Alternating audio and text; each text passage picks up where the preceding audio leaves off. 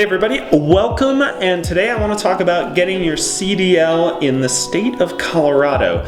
The CDL is your commercial driver's license, and this lets you drive really big trucks. So let's get into it. Very first step is get this guy. You can go to any DMV and they're gonna have this commercial driver's license manual. This has everything you need to study for the CDL. Once you grab this book and you've studied this for a couple weeks, during that process you need to get this guy. This is the medical examiner's certificate.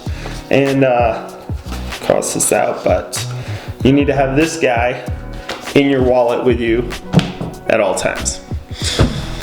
So once you get your test done here, it's a physical and a drug test.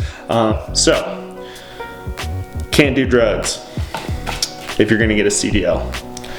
That includes marijuana. So you've gotten these two things. You've studied the hell out of this. You've studied this. At the end of every chapter, you made some like flashcards, stuff that you're kind of hazy on. Just go over it again and again and again. You go into the DMV and you take the test. The test is 60 questions. You can get 10 wrong. After you get 11, you fail. That first test is free.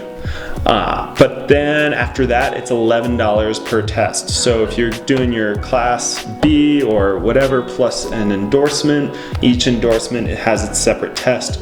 So with the air brake endorsement and the Class B, it can be $22 each time you fail. So it just gets expensive to fail and really frustrating. So after that, you get a permit. You'll get a permit that allows you to drive. You have to have that permit that allows you to drive with a CDL driver in the passenger seat. They have to be present and have to have a valid CDL. All that's in this book. I recommend definitely read this over. It goes over all the rules and regulations in here. There's a lot more rules for a CDL driver than there are for a regular driver. So you get your permit. You can practice with another CDL driver. You have to have your permit for 2 weeks before you can test, and it's a good time in that 2 weeks to get familiar with the truck. Go over the pre-trip that's going to be in here. It's going to go over every part you have to check on the truck: the engine compartment, the outside of the truck, your wheels, the axles, the suspension, the tires. You're gonna walk around the whole truck and have to check that truck in front of a tester. So in that 2 weeks before you go in and test, look at the pre-trip in here. Watch, there's a couple YouTube videos I'll link up with that helped me to get through that pre-trip. I think it's 165, 170 points on that. That you have to touch. You have to make sure they're not bent, not broken, not cracked, in good visible working order and mounted and secure to the vehicle. 170 sometimes you have to say that. Not bent, not broken, not cracked. That is your mantra. Not bent, not broken, not cracked. Appears to be in good condition, mounted and secure to the vehicle. If it has air running through the lines like an air brake, no audible leaks. If it has fluid running through the system, like oil, steering fluid, coolant, there's no visible leaks. So remember that, audible leaks and visible leaks. It's not bent, not broken, not cracked. You're gonna be saying that in your sleep when you're done with this. So once you you go in, you can do training that you can pay for, like you can pay for a class and go in and train. I definitely recommend doing that. The test you're gonna take is gonna be a pre-trip. Then they're gonna test you in a parking lot, parking into cones. Then they're gonna take you out on the road and you gotta pass a road test. So you gotta get through all three of those. Once you get through all three of those, you go in and you get your CDL. Make sure you take this. Every step of the way you have to take your medical cards, so make sure you take that.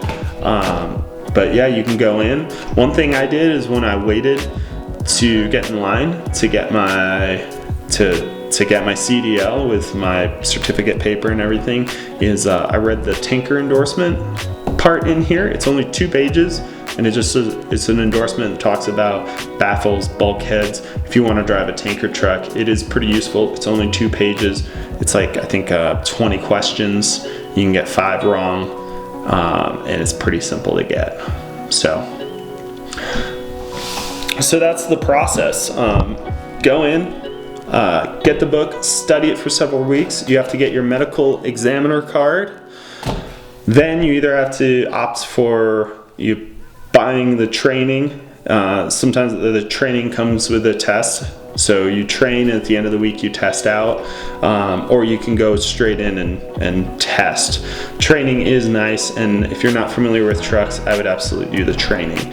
I did mine through Denver Parks and Rec, which was awesome. It was definitely a good perk with the job. I was able to do the training and get my CDL through work, which is really awesome. And if you look out there for some opportunities, there are some trucking companies that offer that. And some of the benefits of getting a CDL is entry level. You start out at about $16 to $18 an hour just to get started.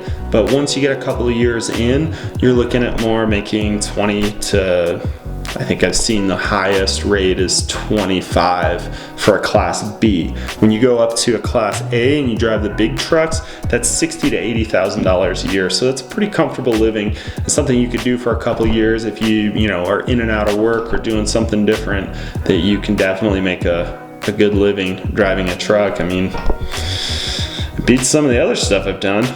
Tell you what. So there's tons of opportunities out there if you have a CDL. Tons of city jobs, state jobs. One of the great places I went to was governmentjobs.com. You can create a profile and just to apply to a ton of jobs. So that's an awesome resource to have. So definitely check that out. Let me know how your experience was, if this video was helpful, and like and share, and have a good day. Thank you.